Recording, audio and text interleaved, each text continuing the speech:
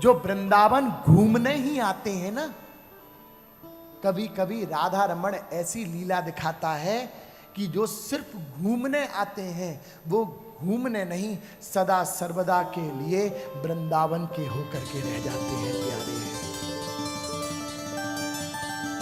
क्या पता कि तुम अपने घर में ये कह के आए हो कि 21 को रात को या 22 की सुबह तक पहुंच जाऊंगा, और मेरे राधा रमण ना जाने किसका हाथ पकड़ लें और 21-22 कभी तुम्हारे लिए आए नहीं और ठाकुर तुम्हारी ब्रज में ही कुटिया बना दें।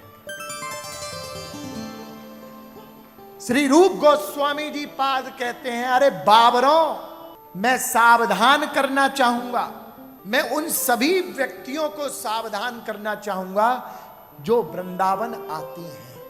आप भी सावधान हो जाओ। श्री रूप गोस्वामी जी की वाणी है।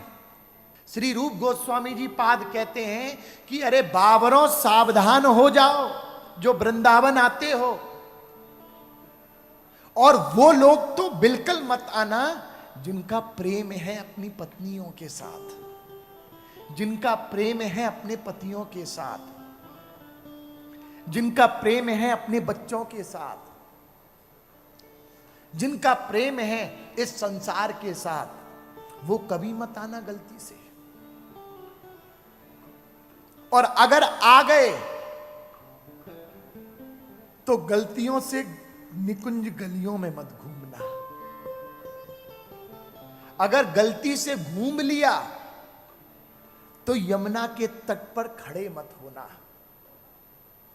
अगर गलती से यमुना का भी तट देख लिया तो इस यमुना का अविरल बहते हुए गौर से जल मत देखना, क्योंकि यमुना इस बात का प्रमाणित है, यमुना इस बात की प्रमाणिकता करती है कि राधा रमण आसपास ही है, राधा रमण पास ही है।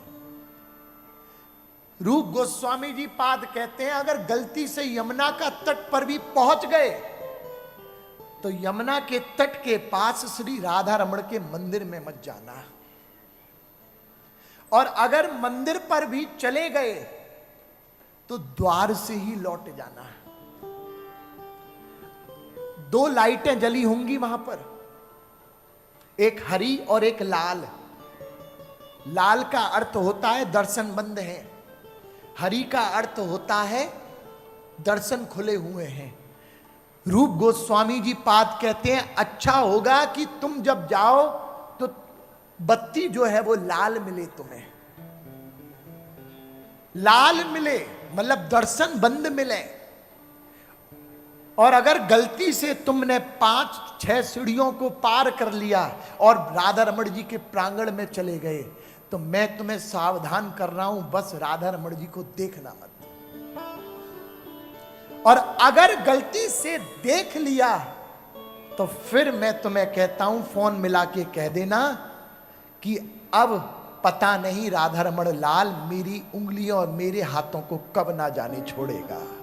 क्योंकि एक बार राधा रमण जी के दर्शन किसी ने कर लिए ना तो याद रखना, वो घर से परसों कह करके आया था, लेकिन वो परसों कभी नहीं होगा और बरसों तक वृंदावन वास आपको प्राप्त हो जाएगा, दीवाने हो जाओगे।